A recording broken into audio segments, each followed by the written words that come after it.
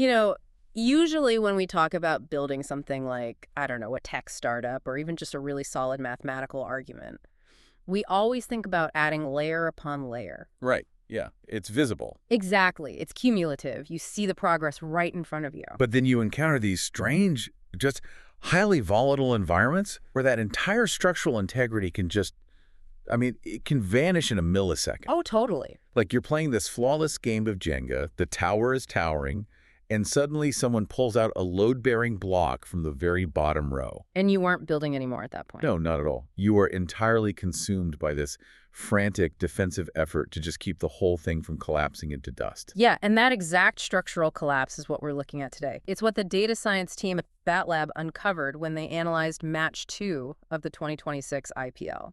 Right, the Kolkata Knight Riders against the Mumbai Indians at the Wankhede. Yep. Where KKR puts up this massive 220 for 4, only to watch MI chase it down and win by 6 wickets with 5 balls to spare. Which is just wild. It really is. And for this deep dive, we're pulling our insights exclusively from Bat Lab's Critechery daily newsletter. Yeah, because they don't just look at standard box scores, Right. Runs and wickets. Right. They use this advanced proprietary modeling. Tools like the burn rate, the Humdinger Score, and these incredible Black Mirror counterfactuals. To really uncover the hidden mathematical architecture of a T20 match. Exactly. Right. So the mission for our deep dive today is to show you how an explosive opening doesn't just put runs on the board. No, it actually rewrites the laws of probability for the rest of the game. Right. We're going to explore how a match that began as this absolute KKR triumph mutated into, well, basically a masterclass in Mumbai Indians resource management. And, while we were talking about cricket here, the data principles like managing your burn rate, building structural advantages early on, these are profound mental models. Oh, 100%. You can apply them directly to how you manage your own high-stakes projects and looming deadlines. So let's just set the scene at the Wankhede. Ajinkya Rahane wins the toss for KKR, decides to bat first. And immediately, that looks like a genius move. Oh, yeah. By the time we hit over 5.1, KKR is absolutely flying. Finn Allen and Rahane are operating at a strike rate of over 230. Yeah, they are tracking toward a gargantuan total easily north of 250. It was this illusion of total dominance, right? But the Bat Lab model shows they were actually burning their resources optimally in that moment. Right, scoring aggressively while still preserving wickets. But then, over number 6 completely alters that trajectory. This is where it gets crazy. Yeah, Shardul Thakur takes the ball, which the Bat Lab algorithm actually flags as turning point 1. Okay, let's unpack this. So Finn Allen is batting at this blistering 217 strike rate, fully anticipating pace to work with. And Thakur bowls a 117 km/h slower ball on a 4th stump line. Right, and this is that Jenga moment in real time. Because KKR is building this towering, aggressive structure. And Thakur doesn't just knock off the top block. He reaches down and violently pulls out the foundational piece. Yeah, by bowling that slower ball wide of the stumps, Thakur basically forces Allen to fetch the ball and generate all his own power. And Allen is swinging for pace that just simply isn't there. Right. He loses his shape entirely and drags it to wide, long on. The commentary absolutely nailed it. Lord strikes. Lord strikes. I love it. And the mechanics of that specific delivery are brilliant because they exploit the conditions perfectly. Because of the Wankhede pitch, right? Yeah, the pitch there often lets the ball skin on, but taking the pace off to that degree creates this tiny micro delay in the ball reaching the bat. Wow. And then a few overs later, Thakur uses a variation of that exact same principle against Cameron Green. Right. Green was looking pretty fluent before that. He was. So Thakur digs in a short ball, but crucially, he takes the pace off again. Green tries to get on top of the bounce to pull it, but because the ball holds up in the surface just a fraction of a second longer than a pace on delivery would, his timing is completely ruined. Yeah, the commentary gem there noted that Shardul took the pace off, and the moment Green hit it, he just knew. Simple catch, a deep cover. But the Bat Lab matchup data reveals that the real masterpiece was the wicket of Ajinkya Rahane. Oh, this part is fascinating. Yeah, this wasn't a lucky break or a sudden lapse in concentration. This was a premeditated physical trap that took 40 balls to snap shut. 40 balls! That's incredible. Thakur just kept bowling these cross-seam deliveries outside off, varying the pace between like 118 and 125 kph. He is practically daring Rahane to play the inside-out drive. And cross-seam deliveries are just notoriously difficult for a classical timing-reliant batter like Rahane to deal with, right? Exactly, because they don't behave predictably. When the ball lands on the leather rather than the seam, it might skid low or it might grip and hold up. Right, so Thakur systematically denied Rahane the clean pace and predictable bounce he needs to time the ball through the offside. Yep. And on Rahane's 40th ball, the frustration peaks. He finally takes the bait, tries to force the inside-out drive without the requisite pace on the ball, takes the toe end of the bat, and Hardik Pandya takes a simple catch at cover. And the commentary declares, Shardul Thakur can do no wrong today. 3 wickets in 4 overs for just 39 runs. Yeah, and when you look at the win probability graph in the Critechery Daily Report, that 4-over window is a sheer cliff face. It's insane. Thakur triggers a massive 12 percentage point shift toward the Mumbai Indians. I mean, he took Allen's strike rate in that specific matchup and crushed it from 217 down to exactly 150. So that single spell basically forces KKR into a brutal resource management crisis. Right. Which brings us to BatLab's burn rate concept. Because conventionally, if you finish T20 innings at 220 for 4, meaning you still have 6 wickets left in the bank, that feels like a success. Okay, you preserved your wickets. But the burn rate algorithm views having 6 wickets left at the end of a high-scoring innings as an actual symptom of failure. Exactly. You have to think of wickets as currency. Yeah. If you reach the end of your life with millions in the bank, but you never went on vacation or invested it, you didn't optimize your resources. Right. So KKR burned optimally in that power play, but Thakur's triple strike forced them into this conservative, highly suboptimal middle phase. Yeah, and even though Ankush Raghuvanshi and Rinku Singh exploded in the death overs, I mean, Rinku hit a ridiculous 60 of 29 balls, the middle overs were just effectively choked out. Because Jasprit Bumrah bowled an absolute masterclass of containment during that period. Oh, incredible. He didn't even take a wicket against Raghuvanshi, but he suppressed his strike rate by 36 points over 10 balls, conceding just 14 runs. Because KKR couldn't afford to take risks against Bumrah since they had already lost those early wickets to Thakur. Right. They had to play safe. They literally traded potential runs for survival. And that conservative middle over phase is exactly why they ended up with 6 wickets left, but arguably 20 to 30 runs short of what that Wankhede pitch demanded. Which is where the BatLab report deploys its first Black Mirror scenario to prove that exact point. Oh, I love these. The Black Mirror is their counterfactual model that isolates a single variable to see how the mathematical architecture of the match shifts. Exactly. So the report asks, what if Shardul Thakur just bowled an average spell of 4 overs for 48 runs and 0 wickets? Okay. The model spits out that KKR would have scored roughly 237 for 1 and won the match by 13 runs. Wait, hold on. So you're telling me a single bowler having an average night instead of a good night mathematically swings the entire match outcome by 17 runs and actually reverses the winner? That's what the beta says. But aren't we assuming in the simulation that the incoming batters wouldn't have just gotten out to someone else in the very next over? Well, what's fascinating here is how the algorithm actually accounts for career averages, situational pressure, and the intrinsic value of a wicket at different stages of an innings. Okay, right. So if Thakur doesn't get Finn Allen out early, Allen's career T20 strike rate dictates he stays at the crease and adds 35 to 40 more runs on his own. Wow. But more importantly, removing Thakur's wickets removes the psychological and structural pressure from the other end. Right, because Rahane is freed from the burden of having to rebuild the innings from scratch. Exactly. He bats with significantly more freedom. The math suggests Rahane scores 80 to 85 runs instead of the 67 he actually got. So Thakur's wickets didn't merely stop the current batsman from scoring. No, they acted as a structural bottleneck that severely slowed down everyone else who followed. It's just a brilliant way to quantify momentum. Thakur infected the rest of the team with a defensive mindset, altering the structural architecture of the entire KKR innings. Precisely. So we've just seen how pulling the foundation out from a team mathematically dooms their middle overs. But the inverse is also true, right? Oh, absolutely. Because when Mumbai comes out to chase 221, they don't just score runs, they pour a concrete foundation so thick that it mathematically inoculates them against a collapse later on. Yeah, MI opens with Ryan Rickleton, who is making his IPL debut, by the way, and he immediately hits 3 consecutive sixes off Varun Chakravarti. And he's out there alongside Rohit Sharma. Right, and the match is truly decided in over 2, which the report labels the inflection point. Okay, break this down for us. So KKR brings on Sunil Narine.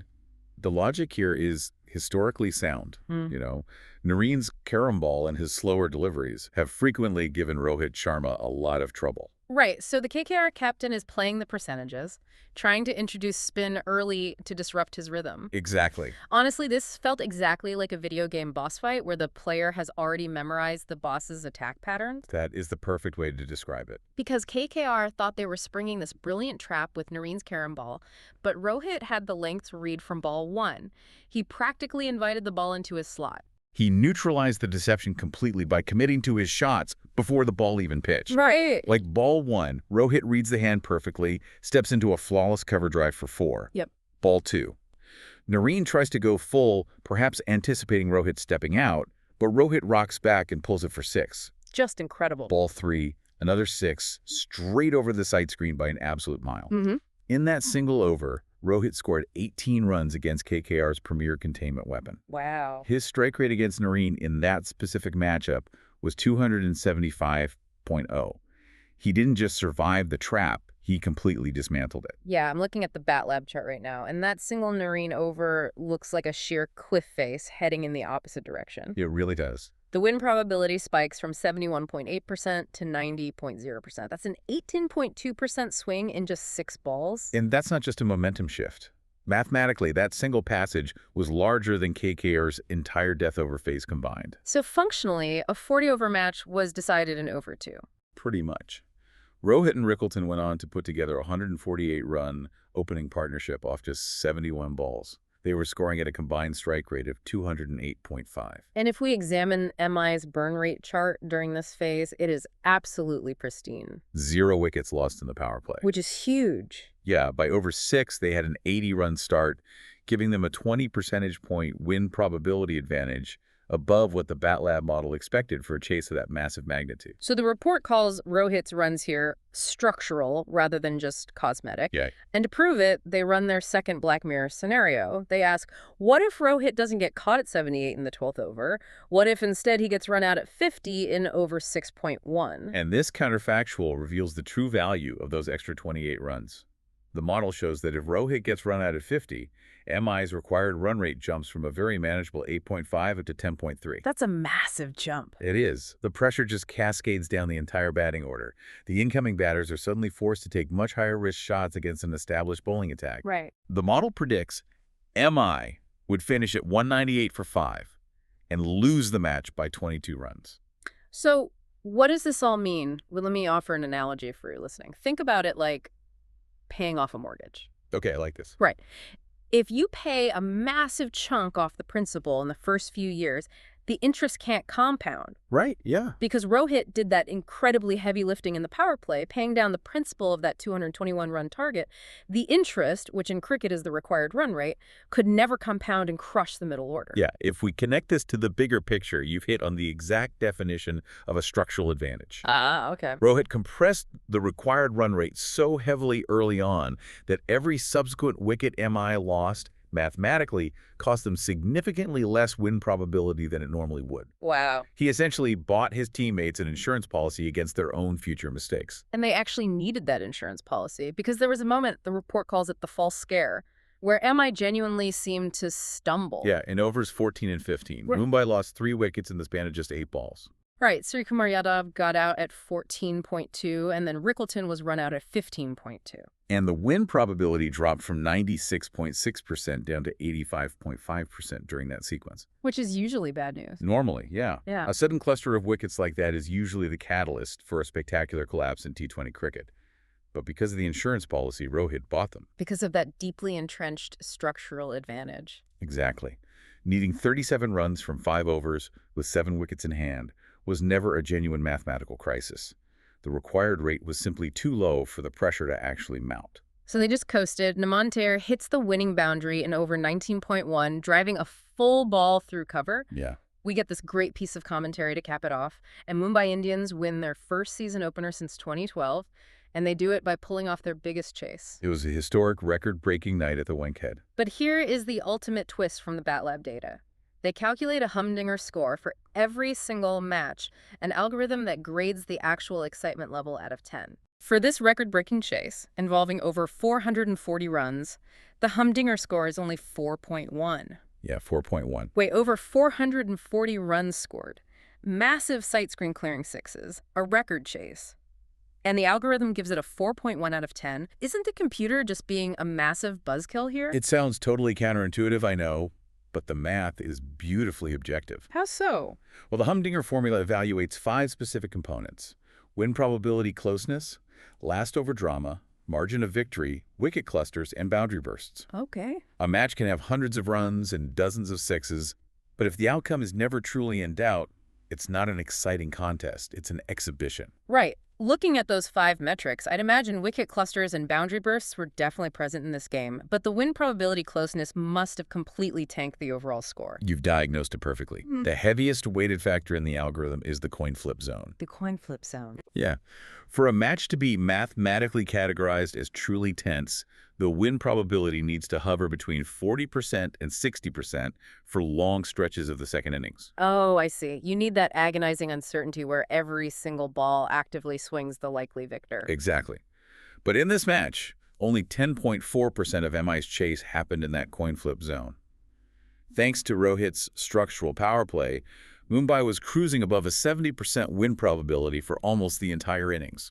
And the margin of victory component probably punished the score as well, given they won with 5 balls to spare and 6 wickets in the bank. Precisely. A 6-wicket margin eliminates any possibility of last-over drama. So the math correctly categorizes the match as compelling but not tense. Right. It completely lacked the late-stage jeopardy required to push a Humdinger score up to a 9 or a 10. It was an exhibition of absolute dominance, not a nail-biter. Yeah.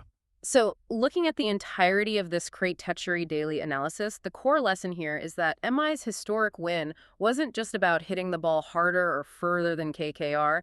It was a masterpiece of resource management. Absolutely.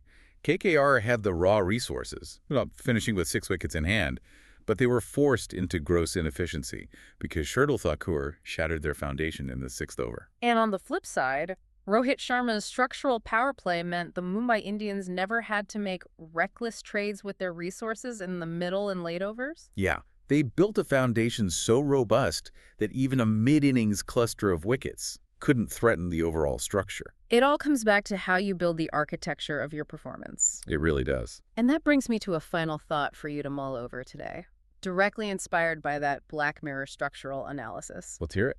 If the data so clearly shows that early structural advantages, like Rohit's explosive power play, almost entirely dictate the outcome of a high-pressure scenario, it really makes you wonder about how we operate in our own lives.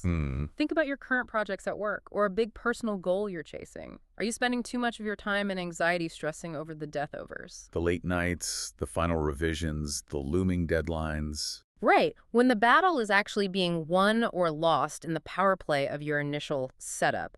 If you pull the right load-bearing blocks early on, does the rest of the tower just stand on its own? Are you building a structural advantage today that will mathematically protect you from the inevitable false scares tomorrow? Something to think about. To dive deeper into these mental models and to see the actual Bat Lab data complete with those incredible burn rate charts, the pressure heat maps, and the deep dive matchup stats we discussed today, check out the full Critechery daily newsletter. Yeah, it's highly recommended. We've put the link right there in the description. Just remember, the next time you're building a tower, watch out for who is poking around the foundation. Thanks for listening, and we'll see you on the next deep dive.